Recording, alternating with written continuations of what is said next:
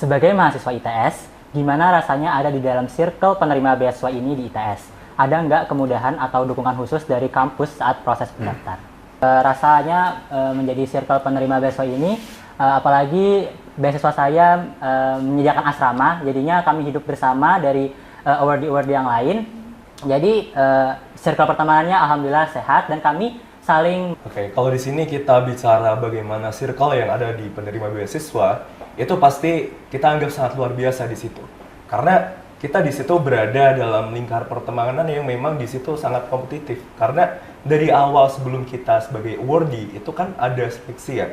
Nah seleksi itu kan ada beberapa hal yang perlu disiapkan dan juga kita nggak cuma prestasi di indeks prestasi atau PSIPK aja, tapi di situ kita juga melampirkan prestasi non akademik. Kita bisa akses semua informasi langsung di satu pintu di My ITS Student Connect, dan nggak jarang juga di himpunan mahasiswa departemen itu juga nge-share.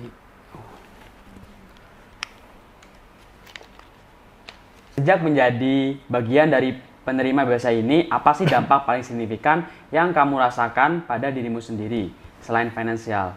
Bagaimana sih beasiswa ini mengubah cara kamu melihat peluang masa depan yang dulunya tuh mungkin terasa mustahil? Dari beasiswa ini aku bisa aktif nggak hanya di akademik, yang mana IPK aku alhamdulillahnya lumayan bagus, tapi aku bisa aktif juga di luar. Sebagai contoh, kegiatanku di ITS itu aku ikut beberapa kepanitiaan, itu dari Staffly Grigi, terus Staffly Elites, terus RDK, dan lain sebagainya. Biasa ini tuh aku bisa jadi Google Student. Aku tuh berangkat di ITS sendiri. Maksudnya dari SMA aku itu nggak ada sama sekali yang kuliah di ITS. Jadi alumni pertama lah, tatak lah, istilahnya tuh kayak berjuang sendiri kayak gitu. Nah lewat beasiswa ini, itu aku investin di kompetisi karena risetku awal ketika ikut lomba itu ya pakai beasiswa ini sampai jadi mungkin di kompetisi ya, itu investasi itu sangat penting karena kalau kita ikut kompetisi nominal yang paling besar itu aku dapat 45 juta padahal modalnya itu nggak sampai. Beasiswa ini yang ngebuka pintu sampai di mahasiswa berprestasi tingkat nasional kayak gitu.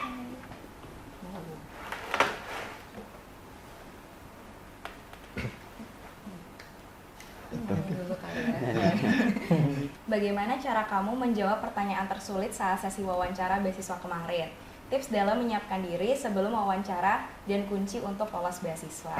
Ini pasti pertanyaan menarik banget ya, karena kan mostly kalau misalkan kita bahas seleksi beasiswa yang paling challenge itu di wawancara. Nah kalau dari aku sendiri pasti sebelum daftar beasiswa atau sebelum wawancara tuh harus latihan wawancara dulu gitu ya. Pertama pasti nguatin riset dari beasiswa itu, karena sebenarnya kalau kita daftar beasiswa itu bukan cuma tentang gimana kita memperkenalkan diri kita, tapi bagaimana recruiter atau yang wawancara kita itu ngerti kita itu orangnya kayak gimana, terus kira-kira kita itu fit atau enggak dengan beasiswa itu. Siapkannya ya, tapi kalau ketika aku menjawab pasti nggak usah buru-buru, tenang aja, dibuat santai. Itu.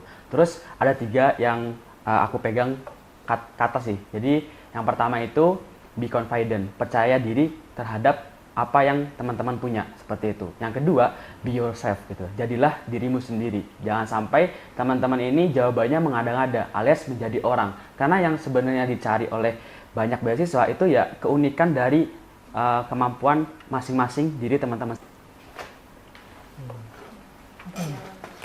Iyalah.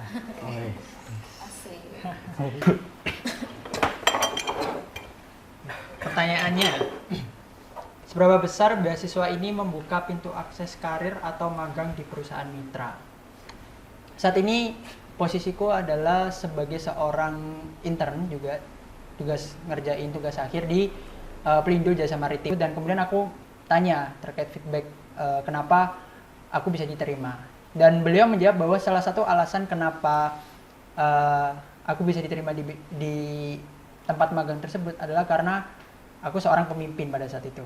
Jadi karena posisinya adalah menjabat sebagai ketua ITS-TV, beliau melihat bahwa jabatan yang notabene adalah memimpin suatu organisasi itu pasti dia akan bisa adaptif dengan dunia. Alumni dari Black Scholarship khususnya di region Surabaya itu banyak sekali mereka yang internship, ada yang di Jakarta, ada yang di Surabaya, bahkan ada yang internasional. Seperti itu teman-teman.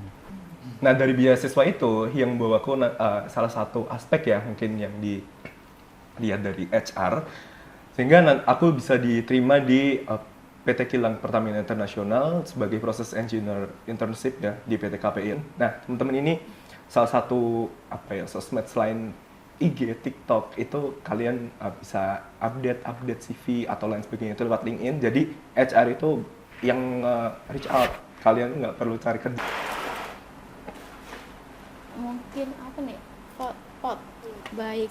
Adakah program pengembangan diri wajib yang harus diikuti dan apa saja benefit yang kamu dapatkan selain bantuan dana UKT?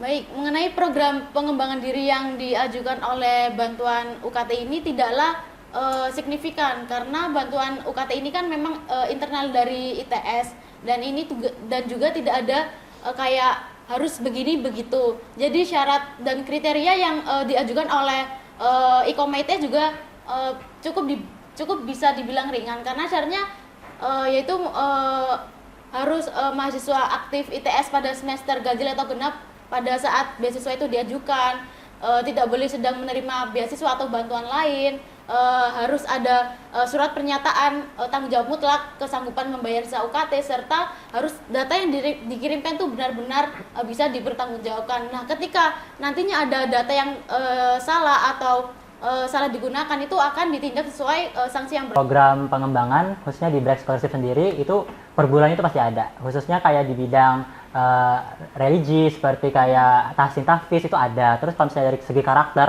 itu juga dapat banget per bulannya, seperti kayak self confidence ataupun dari gimana cara kita membranding diri. Baru saja sekali ada program dari Black Scholarship khususnya YBM Pilihan, yayasan dari Black Scholarship sendiri itu mengadakan program yang namanya tuh Quran Camp. Nah itu ada gabungan gitu loh dari batch-batch sebelumnya. Saya tuh batch 11. Nah nanti kumpulnya tadi tuh dari batch 8, 9, 10 sampai 11. Nah jadi di sana tuh kumpul awardee dari UNER, dari ITS. Nah dua universitas itu untuk melakukan sebuah kegiatan khususnya di bulan Ramadan seperti ini. Nah, aku ini aja. Kayaknya udah ketebak sih pertanyaannya apa ini. Biasanya punya syarat IPK minimalnya ketat. Bagaimana ritme belajarmu di ITS supaya tetap bisa aktif di organisasi, tapi target nilai dari beasiswa tetap aman?